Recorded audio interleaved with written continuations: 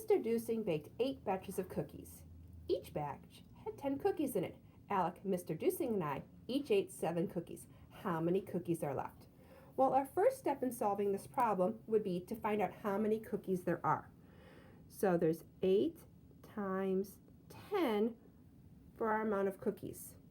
And then Mr. Deucing, Alec, and I ate them. So we'd have to be taking some cookies away from there.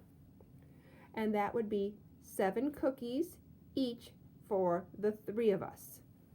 Now, if I look at this, I'm not going to need to put any parentheses in because I would have to multiply each of these before I could subtract, because the orders of operations say I have to multiply and divide before I add and subtract. So when I go to solve this, I have 80 here. Then I'm going to subtract from that 21. Whoops, let's try that again. 21, not 20. So if I did 80 take away 20, that would be 60, but I had to take away one more, so that would be 59 cookies left.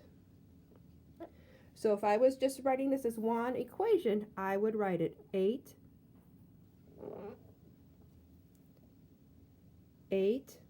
times 10 minus 7 times 3 equals 59.